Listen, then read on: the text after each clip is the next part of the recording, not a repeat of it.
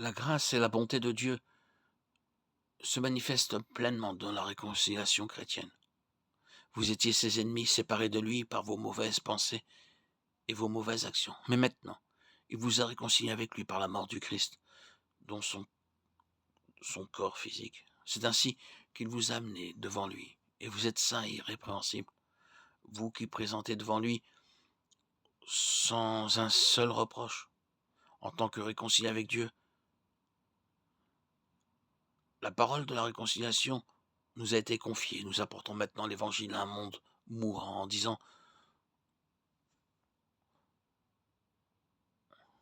nous vous en prions au nom de Christ, soyez réconciliés avec Dieu.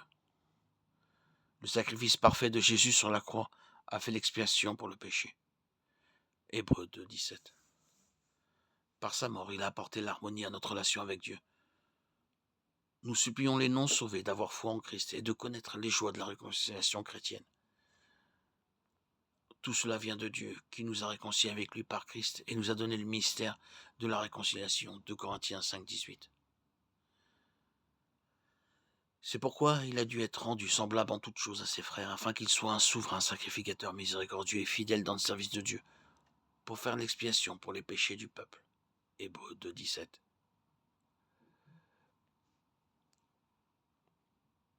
Le ministère de la réconciliation dans 2 Corinthiens 5, 18 fait référence à l'œuvre qui a été confiée aux croyants et au message qu'il proclame. Vous pouvez avoir une relation restaurée avec Dieu par Jésus. Le verset dit ceci: tout cela vient de Dieu, qui nous a réconciliés avec lui par Christ et nous a donné le ministère de la réconciliation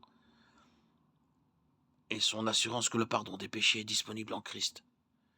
Le péché nous empêche d'avoir une relation avec Dieu, mais le sacrifice parfait de Jésus sur la croix a fait l'expiation pour le péché et a apporté l'harmonie à la relation de l'humanité avec lui. Hébreux 2, 17. Jésus nous a réconciliés avec Dieu. Maintenant, nous pouvons proclamer que les gens peuvent se repentir de leurs péchés et être à nouveau en règle avec Dieu par la foi en Jésus. Romains 5, 10. Colossiens 1, 20, 21. Nous avons besoin de la réconciliation avec Dieu parce que notre relation avec lui a été brisée. Dieu est saint et juste et notre péché nous sépare de lui. Ésaïe 59, 2. Le péché a fait de nous ses ennemis. Romains 5, 10. Sur la croix, Jésus a pris nos péchés sur lui, satisfaisant ainsi la justice de Dieu. La mort de Jésus nous a permis d'avoir la paix avec Dieu, comme le dit 2 Corinthiens 5, 19. Dieu réconcilie le monde avec lui-même en Christ, en n'imputant pas aux hommes leurs péchés. Nous pouvons désormais être appelés les amis de Dieu et les frères de Jésus, ceux qui ont été justifiés par la foi, par le sang de Jésus.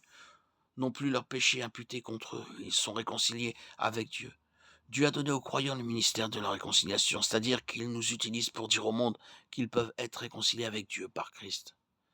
De cette façon, nous devenons les ambassadeurs de Christ, comme si Dieu exhortait par nous. 2 Corinthiens 5, 20.